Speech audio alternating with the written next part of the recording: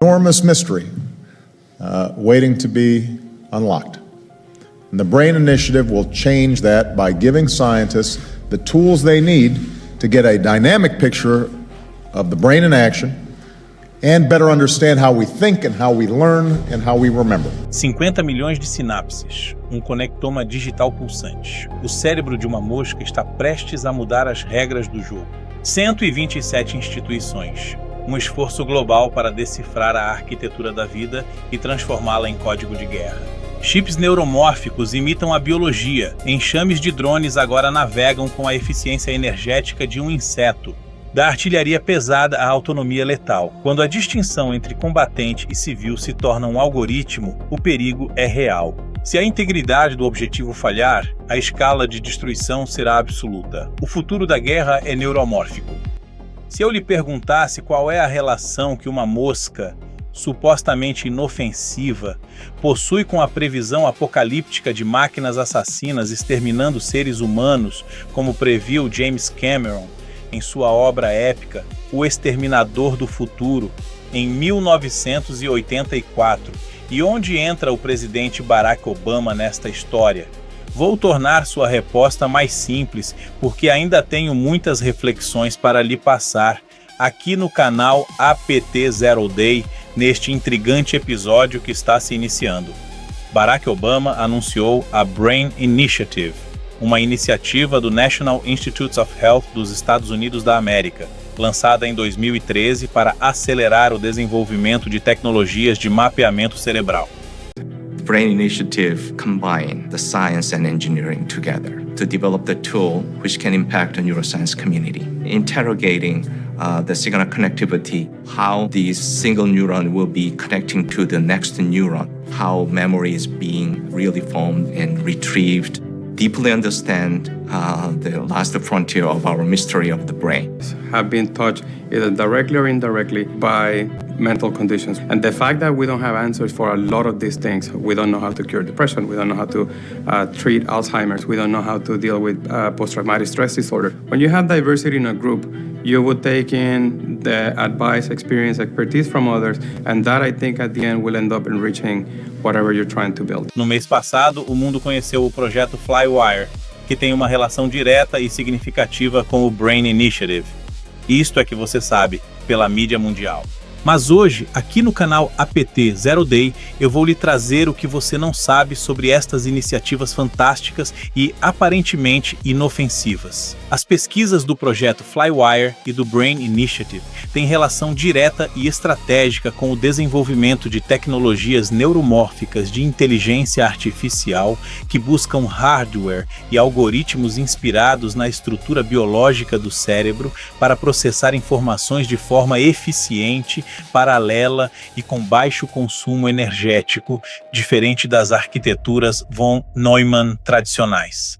As tecnologias neuromórficas baseadas no Flywire e no BRAIN Initiative aceleram armas autônomas cognitivas, aumentando a velocidade de máquina e diminuindo a imprevisibilidade da adaptação da mesma ao combate, fazendo assim um perfeito alinhamento com domínio de espectro total. A DARPA, principal agência de pesquisas do Departamento de Defesa dos Estados Unidos da América, que possui parceria com a BRAIN Initiative, usa dados semelhantes para Neuromorphic Edge AI. Resumindo, não existe o que comemorar com o voo da mosquinha inofensiva, pois estamos lançando as bases para as armas autônomas inteligentes e com capacidade cognitiva bem próxima à consciência humana. Isto é o que você vai encontrar no episódio de hoje do canal APT Zero Day. Fique aqui comigo, você não vai se arrepender.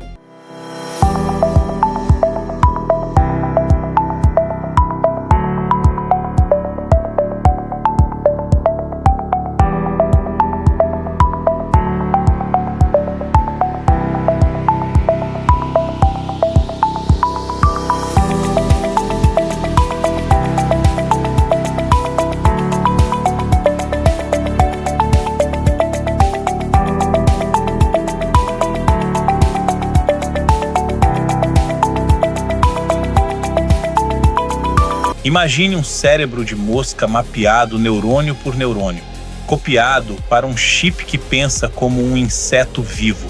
Isso não é ficção, é o Flywire, financiado pelo Brain Initiative. E ele está criando a IA neuromórfica que pode decidir guerra sozinha. Quem controla isso? Flywire mapeou o conectoma da mosca da fruta, 139 mil neurônios, 50 milhões de sinapses. Liderado por Princeton, envolve 127 instituições globais. O Brain Initiative, desde 2013, financia isso para escalar ao cérebro humano.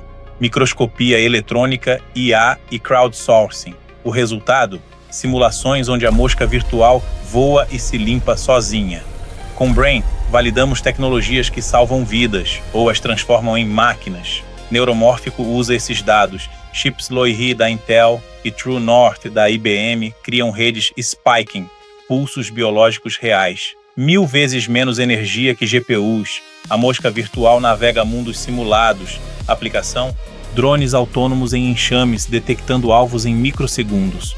O projeto Brain acelera isso via microns. Mike Davis, da Intel Loihi, diz: Flywire dá o modelo biológico perfeito. Nossos chips imitam sinapses da mosca para a IA Edge, embarcada em robôs de batalha. Imagine a computer that thinks like you, not just a tool that follows instructions, but a machine that can understand, learn, and adapt in real time. This isn't science fiction, it's the emerging field of neuromorphic computing, not just a faster calculator, but a machine that learns and adapts like a living brain. Traditional computers, while incredibly powerful, are limited by their architecture. They process information sequentially, which can be a bottleneck for complex tasks. This is the promise of neuromorphic computing.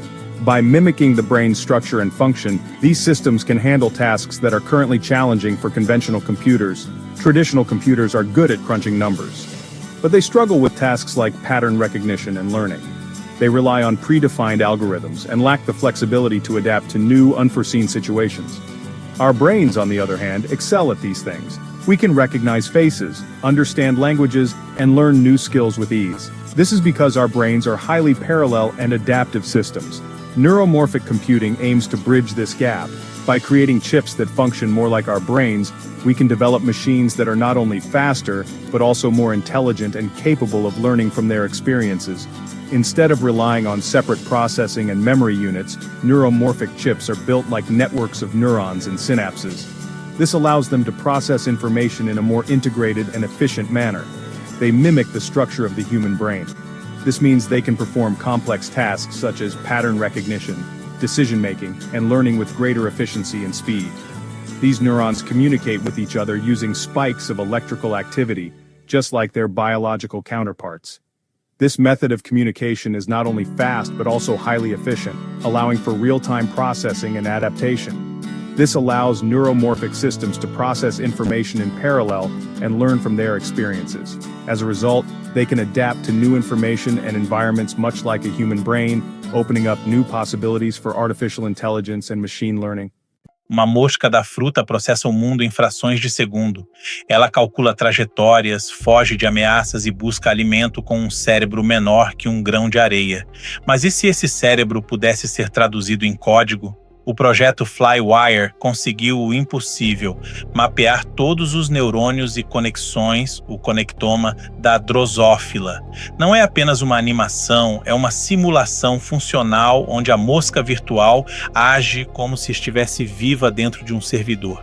Esse avanço não é apenas biológico, ele é a fundação para a próxima fronteira da computação, a capacidade de mimetizar o processamento orgânico em sistemas artificiais. Para que uma simulação como a do Flywire rode em tempo real, precisamos de algo além da computação binária tradicional.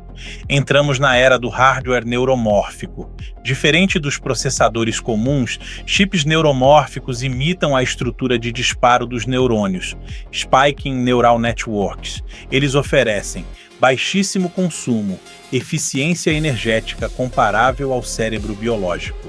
Velocidade extrema, processamento de dados na velocidade do evento, permitindo que máquinas reajam em nanosegundos. The idea of neuromorphic computing is to create a chip that emulates the human brain. We're rethinking computing itself from the bottom up by applying the latest understanding from neuroscience to computer architecture. If you look at the conventional CPU, It operates in a dramatically different way from the way the actual brain works. About 99% of all chips are designed with a clock. This is what's called synchronous design methodology. It's continually reading a rigid sequential instruction set. Asynchronous design is a completely different way of designing chips that doesn't use a clock. It's inspired more directly from how the brain works. With neuromorphic chips, we're creating a huge parallel sea of neurons where each one operates without any prescribed order.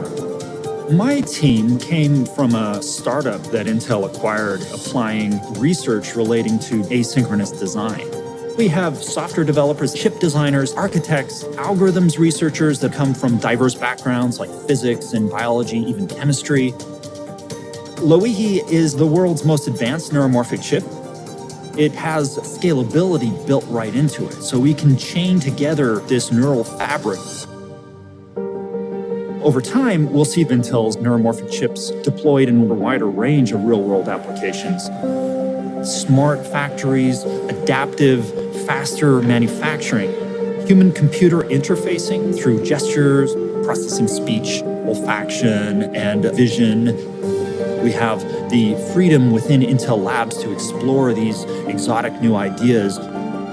How humans come up with creative insights is not understood in conventional computing. We must draw inspiration from how our human intelligence guides us and explores different possibilities. We're making progress.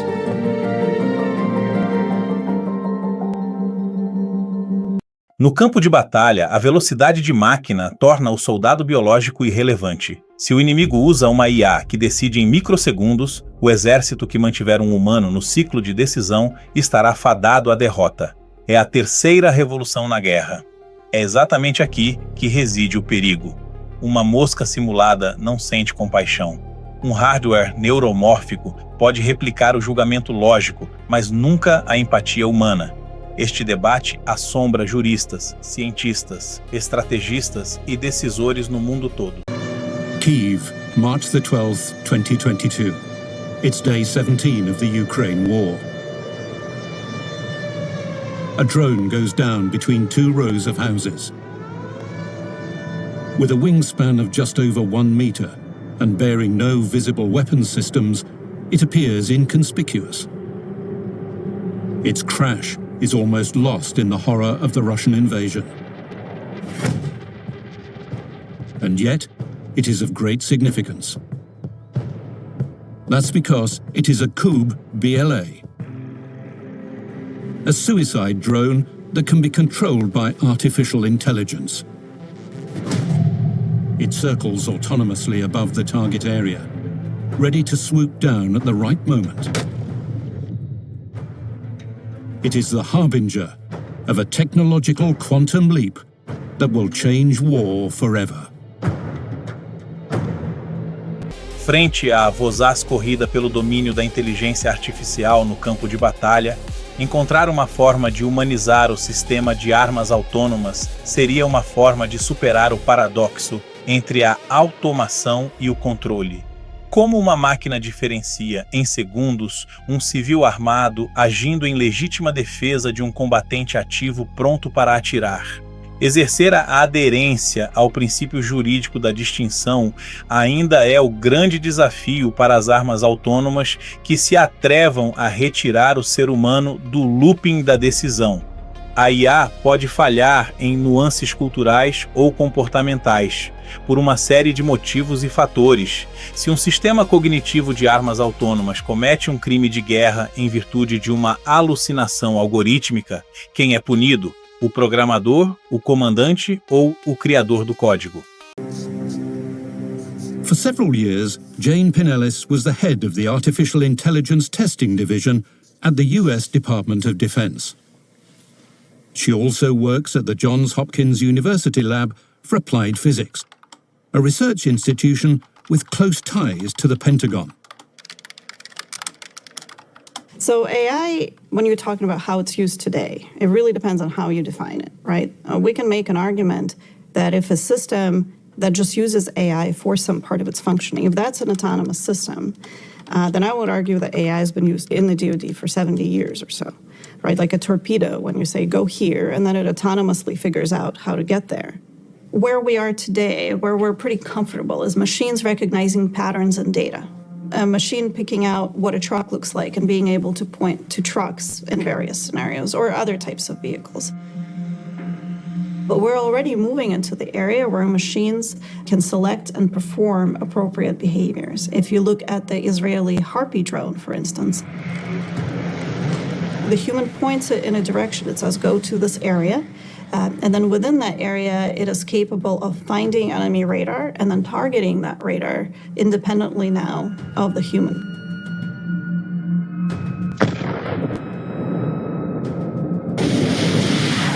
Where we want to go as we progress is for autonomous perceptions, machines that are able to reason. If you have a human that is being tracked next to a building and then the human disappears, we would like the machine to be able to describe that the human went into the building and that the number of people in that building is now greater by 1. Eventually, we would like for machines to actually be able to learn without our supervision, perhaps even figure out what they should learn and navigate and learn independently. É inegável que a história da humanidade traduz em grande parte a história da nossa genialidade aplicada à destruição.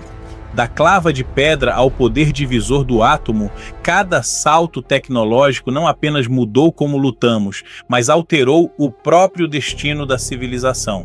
Mas hoje, estamos diante de um abismo diferente. Estamos no limiar daquela que especialistas chamam de a terceira revolução nos assuntos militares. Sem nenhuma dúvida, pode ser considerada a revolução mais assustadora e que, se não for bem controlada, poderá ser a última da raça humana. O projeto Flywire, que faz parte de uma robusta pesquisa sobre o mapeamento do cérebro humano, quando visto em sincronia com os estudos que desenvolvem sistemas neuromórficos, aponta para uma possível capacidade de mimetizar o processamento orgânico em sistemas artificiais. Algo que há bem pouco tempo fazia parte da ficção científica. Diante do problema sério que envolve automação e controle humano, a possibilidade de sistemas de armas totalmente autônomas serem dotadas de interface neuromórfica é uma realidade bem provável. Pesquisadores acreditam que a chamada inteligência artificial cognitiva pode aumentar o grau de aderência das máquinas assassinas ao direito internacional dos conflitos armados. E tal possibilidade vai além da preocupação com a ética na guerra, cruzando a linha do existencialismo humano e chegando à constatação de que estamos realmente brincando de Deus. Após a pólvora e o átomo, a inteligência artificial cognitiva poderá estar prestes a assumir uma função que por milênios foi exclusivamente humana, a de decidir, em nome de um Estado, quem deve viver e quem deve morrer, sem que um dedo humano precise apertar o gatilho. Mas aqui está o mistério. E se a velocidade dessa tecnologia for tão alta que o julgamento humano se torne apenas um detalhe burocrático? O que acontece quando o software decide que a rendição de um soldado é apenas um erro de cálculo? E se este software estiver carregado em um sistema neuromórfico? Como chegamos ao ponto de confiar o nosso destino a máquinas que não possuem consciência? Para entender o perigo do futuro, precisamos primeiro entender como o controle sobre a morte está escapando das nossas mãos.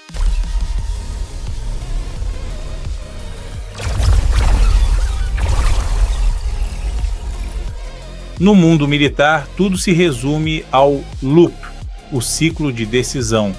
Tradicionalmente, dividimos a autonomia em 3 níveis: o Human in the Loop, onde o humano autoriza cada ataque; o Human on the Loop, onde o sistema opera sozinho sob vigilância; e o estágio final e sombrio, o Human out of the Loop.